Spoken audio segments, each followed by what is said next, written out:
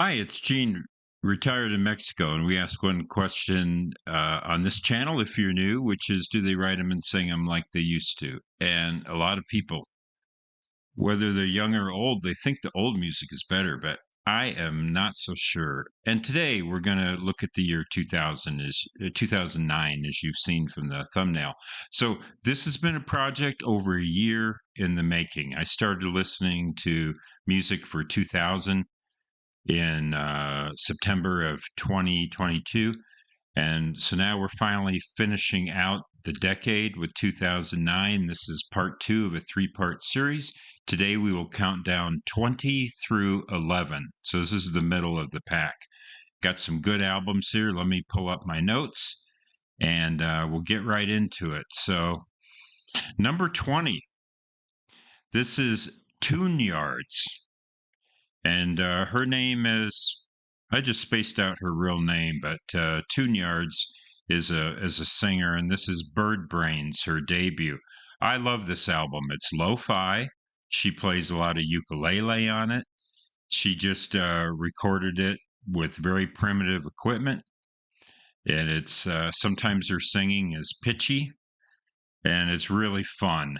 There's a lot of great songs on here, and it's a grower because when you first listen to this, you kind of go like, "What? What is this?" I mean, you can hardly even take it seriously, but when you listen to it more and more, these songs, I mean, there's just you know, well, her lyrics are just nuts, and it's so much fun, and you can just tell the energy and the enthusiasm. So I highly recommend this Tune Yards, which is spelled really weird: small t, big U, little n, big e. Yeah, I'm not sure why we all do this in the modern era, but it's okay. It's got this alternating lowercase and uppercase font, but it's really fun. So, all right, number 19 is an artist, Karen Dreiser, who's following me on Twitter, which is really cool. I'm very excited about that. This is Fever Ray, her debut album, self titled. And this, of course, is a solo project from The Knife. And oh, you guys told me about this.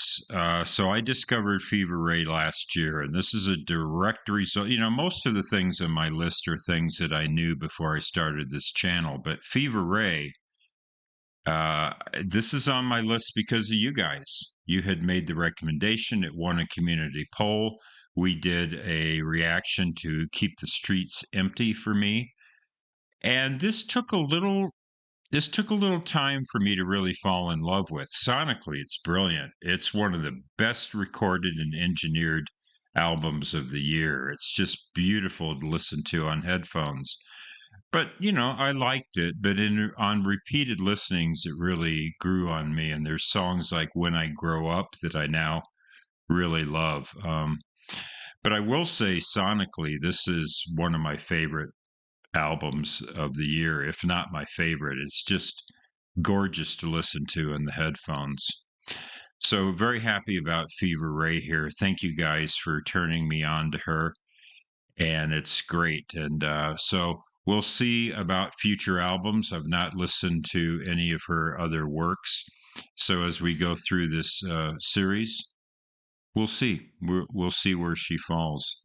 I know the new album has has a very unattractive picture of her. And I like that. I like that she's not afraid to do that.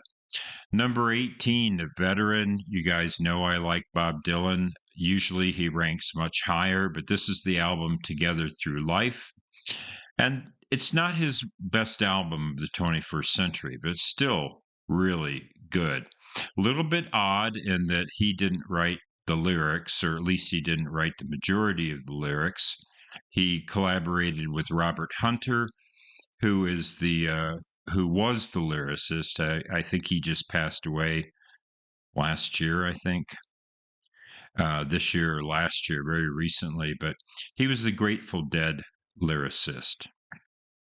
So it's kind of unusual in that way, but there's a lot of humor on the album, like songs like My Wife's Hometown and If You Ever Go to Houston. These are hilarious songs. So I do like the lyrics. Mike Campbell from Tom Petty and the Heartbreakers and David Hidalgo from Los Lobos play on it. And David Hidalgo's accordion is all over this album. So yeah, his voice is a little rough, but I love the album. It's like I say, it's not great. So when you look at the reviews for this, Metacritic 76, All Music 4 stars. Yeah, that's about where it falls. And I haven't been giving any of these albums star ratings, but the Tune Yards, Fever Ray, and Bob Dylan, I probably would all give them 4 stars. So that's the territory that we're in. And if you're a Dylan fan, this one, not everybody's favorite. I like it. It's grown on me through the year. Well, let me put it this way. I liked it, and then it kind of wore off me a little bit, and then I came back around to it and fell in love with it a second time. All right, number 17 is a discovery from this year. I had never listened to this album. I did it as part of this project, and it's another Swedish artist. Okay, so Fever Ray is from Sweden. Hi, Sweden. This is another electronic Swedish artist, Axel Wilner, better known as The Field. And this is the album Yesterday and Today. It's only 6 tracks, so they're fairly lengthy pieces. Every time I listen to this, it grows and it grows and it grows on me. This is the kind of electronic music that I like, with rhythm and beats, but plenty of space.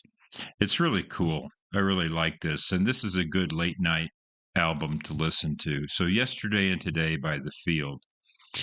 All right, number 16 is an international album. You guys know, if you follow me on the channel, I love Latin and African and all sorts of different kinds of music. So this is the band Nova Lima, and it's the album Coba Coba.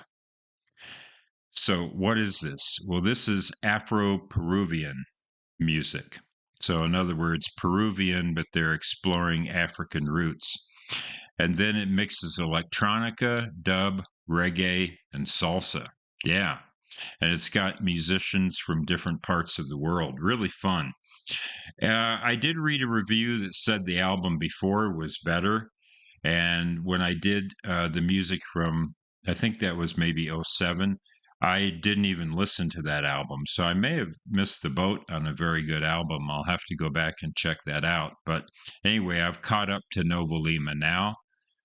And one reason I didn't know about the old album, I follow a blog that he started, I think he started it in '06 or '07, something like that. And so I really this is just such an excellent blog. It's called Musica Fan. And if you guys want to know the link, I can give it to you. It's a guy out of San Francisco, but he has got superb taste.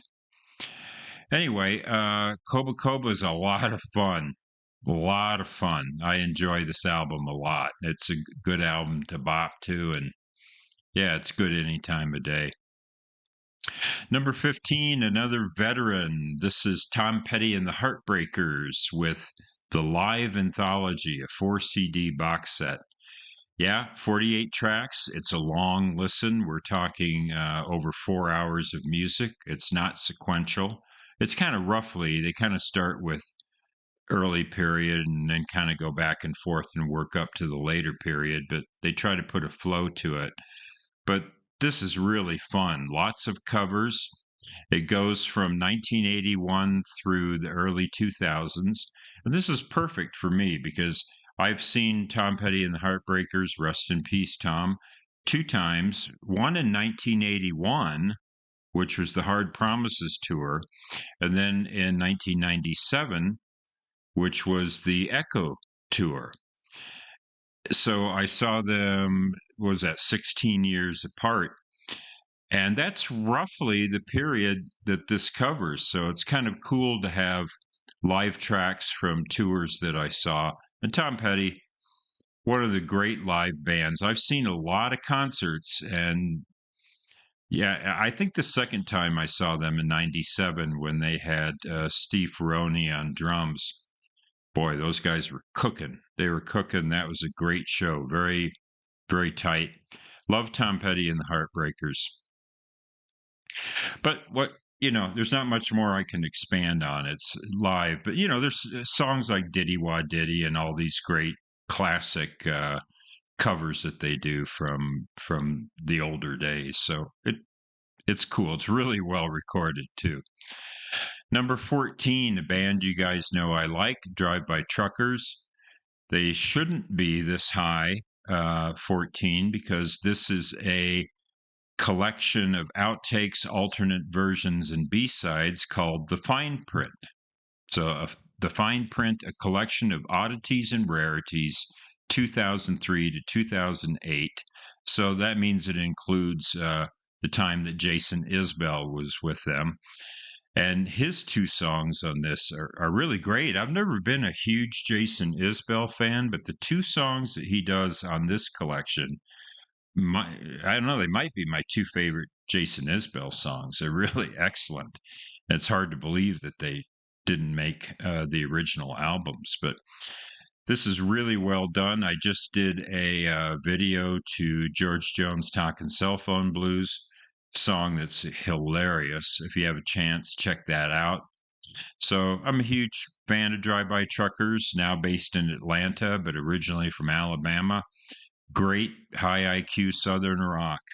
All right, coming in at number 13. You can tell I'm trying to move this along and make the video a little shorter, but this is another recent discovery, even though I've been familiar with the artist since the 1980s. This is Ryuichi Sakamoto from Japan, who passed away this year. Rest in peace, Ryuichi. And he's a great composer. This is playing the piano. And I wanted to bring up, rather than use my own words here, I wanted to read you just something that was written here. I think that's better than me. All Music reviewer Tom Urich, he wrote, quote, "For the most part, it is a spare and lovely beauty of an album with few surprises, save for the elegance the Sakamoto performs these indelible pieces with." So these are all songs that he had done before, a lot of them from soundtracks, but my favorite tracks are Merry Christmas, Mr. Lawrence, A Flower is Not a Flower, and The Last Emperor, I would say, are my three favorites. Tibetan Dance is also um, a really interesting interpretation because that was an electronic piece when he did it originally. So here it is, just him on piano, very simple and elegant was the right word. Love this album. Another album that's great for late night listening. I seem to have a lot of those on here. Highly recommend this album. It would be a good introduction to him. And like I say, it's also it's actually an album I like to play when I lay down to go to sleep at night. So sometimes I only hear half of it because I nod off, but that's okay. It's not an insult. It's just so beautiful that it just lulls me to sleep. Number 12. This is a band I've only owned one album by them. It was their 2007 album, Beyond. And I'm still getting into this band, even though I've been familiar with them for decades. This is a Dinosaur Jr. Farm. And I just wrote in my notes guitar, guitar, guitar. Jay Massis plays so many different tones on here. Dirty, nasty guitar. I love it. This is a great set of songs. And I like this album, I think, even more than Beyond, which just missed the cut that year. But coming in number 12 here, that's how much I like this album. Every time I play it, it rocks and it just is a sonic treat. But if you love guitar, this is as good as it gets. This is the kind of guitar I like, which is just really, it's just gritty, nasty. Oh, beautiful. beautiful and nasty and beautiful, if you know what I mean. Absolutely love this stuff. So, you guys probably are familiar with Dinosaur Jr. I did a video reaction to one song from here, the official video, so you can look that up and if you want to do a deeper dive into this. Number 11, another veteran, and I'm just a big Van Morrison fan. He might be my all-time favorite artist, and he did a concert in 2008 at the Hollywood Bowl. He did a 40th anniversary concert of Astral Weeks, and wonderful. A friend of mine flew out to Los Angeles to see the show and just raved about it and gave me the CD with DVD package so that I can listen to it or watch it. And it's great. And this is another one I wanted to just read you real quick some reviews here because, sometimes somebody else puts it in a way that I cannot. Andy Whitman in Paste said it was nearly miraculous and a tour de force. Now, the reason I'm quoting these is some people didn't like this album. It got a really low score in. Let's see here. It got a low score by Pitchfork. Gave it a 4.5. Can you believe that? 77 on Metacritic, but other people loved it. The Huffington Post wrote, "Through it all, Morrison is where he wants to be," and they go on to talk about the chemistry and the musicians. And then another reviewer wrote that that it was transcendent, like going to church. Yeah, these are great songs. Madame George and Cypress Avenue and Sweet Thing and Ballerina is really well done. The only thing that weakens the album a little bit is there's a couple bonus tracks, Listen to the Lion and Common One, which are not from Astral Weeks, and those are great songs, and I don't think these are the best versions. Maybe if you were there, they were great. But anyway, he does the 8 songs from Astral Weeks, which was a 1968 album, and then he does a little bit of improvisation with them. So, for example, the first song is called Astral Weeks / I Believe I've Transcended. And the I Believe I've Transcended is new material that he's grafted onto there. But Van Morrison, great live performer. I've seen him 2 times in concert and huge fan. And so that's it. Going to keep the video short. If you like what I'm doing, a senior celebrating the music of the 21st century. In this case, a few veterans and then a number of new artists, like we mentioned Fever Ray and The Field, and people that are newer, and then older people like Bob Dylan, Van Morrison. It's all good. Love it all. Hit that like or subscribe button. And as we say here in Bonita, Mexico, buen dia. The last time I think you should slip into your slumber. The light is on the left side of your head.